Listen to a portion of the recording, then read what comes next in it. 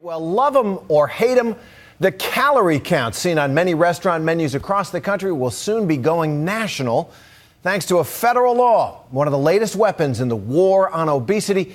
They're there to help Americans pick healthy choices while dining out.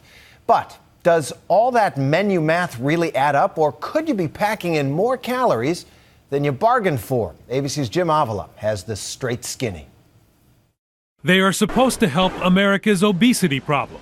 Calorie counts boldly displayed on restaurant menus. That's kind of important to have that visibility into what you're eating. 2 states and 9 counties require them today, and by the middle of this year, a federal law is expected to force chain restaurants, convenience stores, and vending machines nationwide to post calorie counts. It's all part of the government's effort to help tighten waistlines and stop the obesity epidemic.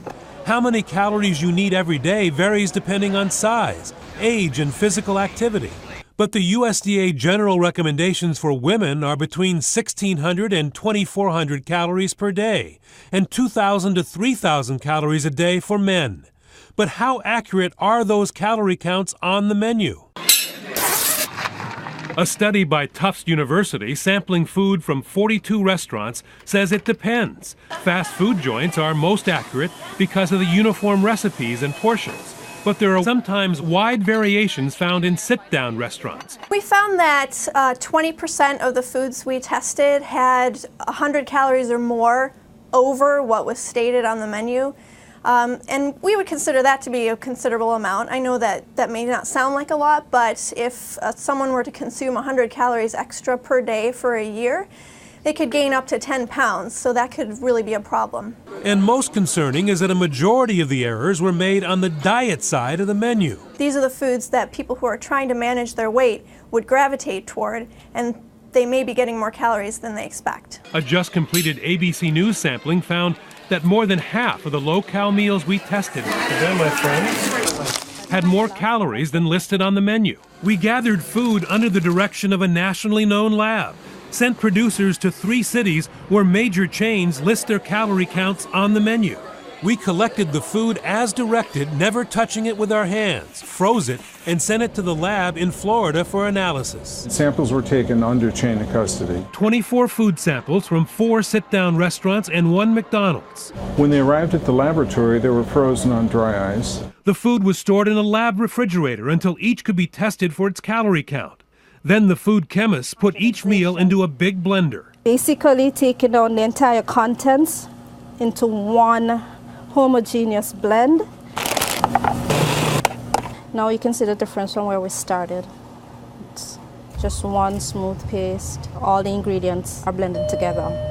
The results were surprising.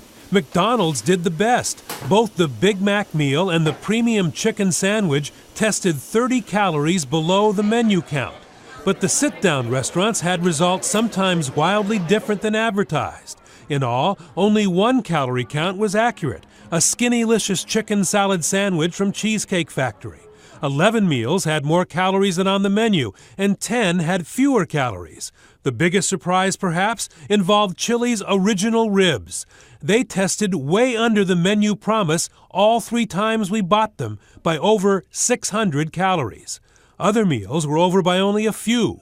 In the over category, this entree had the biggest variance.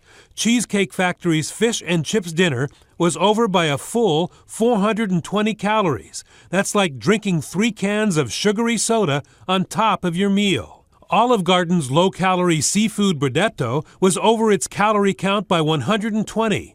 And 1 sample of the Chili's lighter choice margarita grilled chicken tested at 120 calories more than advertised. Fast food restaurants tended to be more accurate than the sit-down foods. The fast food industry tends to have a more formulaic preparation method. It's just a matter of warming it up and serving it to the consumer.